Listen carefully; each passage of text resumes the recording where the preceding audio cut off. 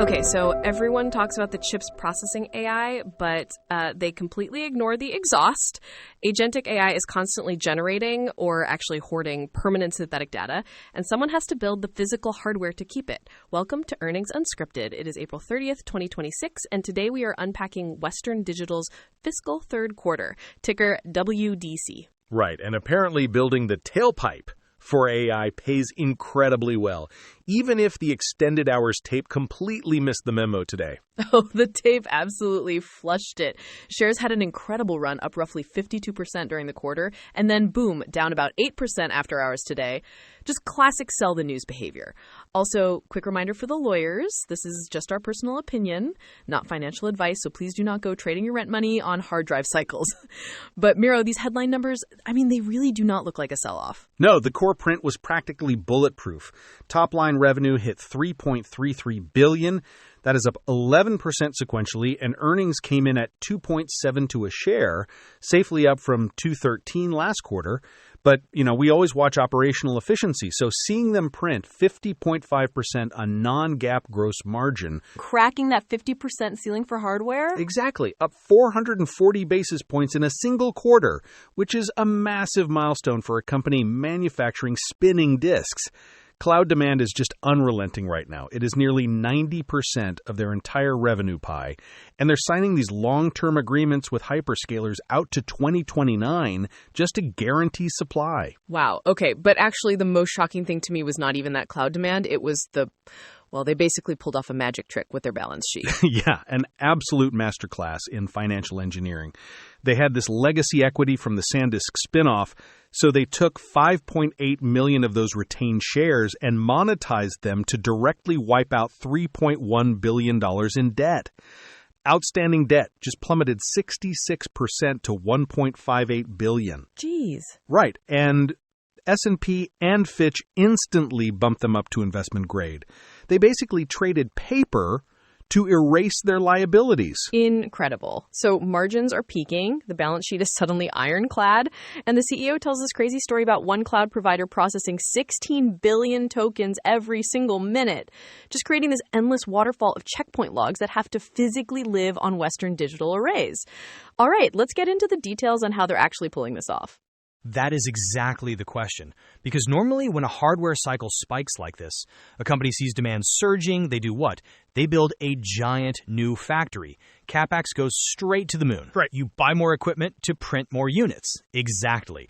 But if you look at their cash flow statement, capital expenditures were, they were $145 million this quarter, which sounds like a lot until you remember top line was $3.3 billion. It is basically a rounding error. And then Irving Tan, the CEO, made this comment on the call. He said, let me get this exactly right. He said, our number one focus is to increase the terabytes per disk. We're not making any investments in terms of adding unit capacity. Wait, none at all? They literally are not planning to make more individual hard drives to meet this cloud demand? Zero. They are strictly focused on areal density. So the strategy is just how many exabytes can we squeeze into the exact same physical casing? Right now, they're actually cramming 14 spinning physical platters inside a single standard enterprise drive, just to keep the server footprint identical for these hyperscalers. 14 platters? That sounds mechanically terrifying. One drop and the whole thing shatters.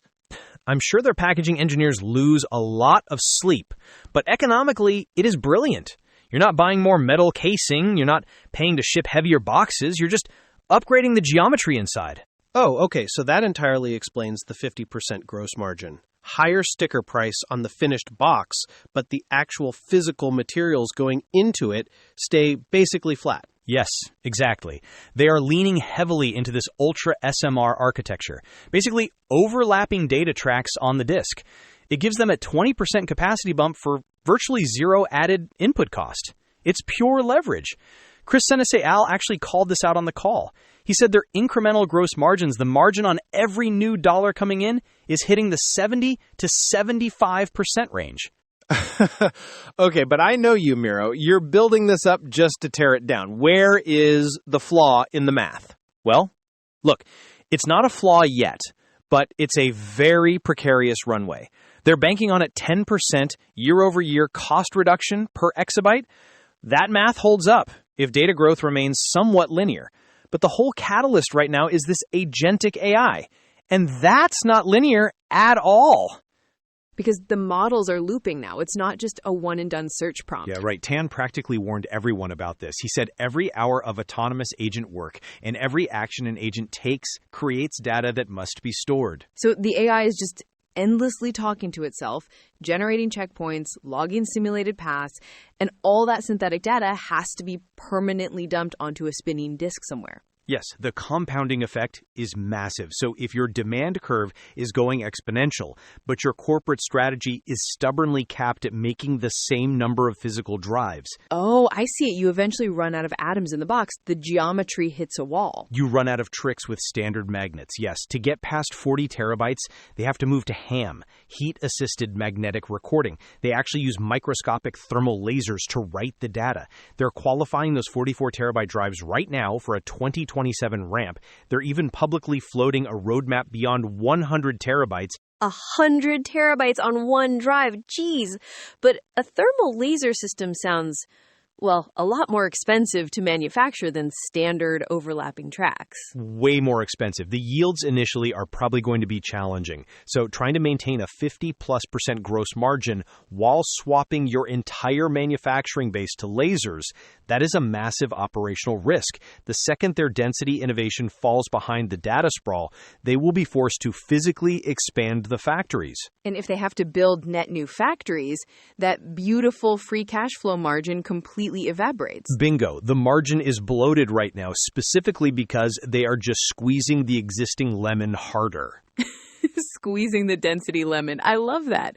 So if the entire bull case hinges on staying ahead of this synthetic data wave without breaking the factory budget, where does that leave them heading into next quarter? It leaves them surprisingly comfortable, actually, because they have already locked in the demand. Management is guiding Q4 revenue to roughly $3.65 billion, which is a massive 40% jump year over year at the midpoint. Wait, so the margins are not just holding, they are expected to grow again? Right. I mean, they bumped the gross margin guide up to between 51 and 52% for next quarter. And the real stabilizer here is their long-term agreements with these hyperscalers.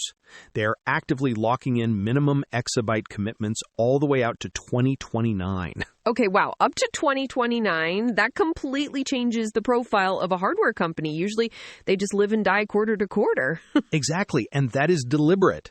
Tan framed this perfectly on the call. He said, our whole focus is really to provide predictable pricing so customers can make decisions 2, 3, 5 years out. They are trying to turn a historically cyclical commodity into something resembling a stable utility. I mean, pitching enterprise hard drives as a stable utility is certainly a bold narrative shift, although the street clearly wanted even more today given that sudden after-hours drop. Yeah. Well, markets are impatient. Investors see peak margins and they instantly assume the other side of the mountain is a cliff. Plus, there is one last piece of housekeeping. Western Digital still holds about 1.7 million shares of SanDisk. Oh, right. So they still need to clear those off the books. Yep. They plan to monetize them in a tax-free equity exchange before the end of calendar 2026. So there's a little bit of execution and regulatory clock ticking left on that front. But frankly, they're operating at a very high level right now. You have to give credit where it is due. Fair enough. They bought themselves years of predictable cash flow and literally wiped out $3 billion in debt in a single quarter. I guess we'll just have to see if the thermal lasers save the factory footprint next year. All right, that's going to wrap it up for us today. Thanks for joining us to look under the hood of the great AI exhaust pipe. Catch you next time. If you want these earnings chests to just show up in your player, feel free to follow the show. As a quick, transparent note, we do use AI tools to help us read through the massive financial filings so we can bring you these conversations faster. We genuinely love hearing what you want us to unpack next, so just drop your ticker requests over to earningsunscripted@datamadness.ca or grab the X link in the show notes to say hi. See you next time.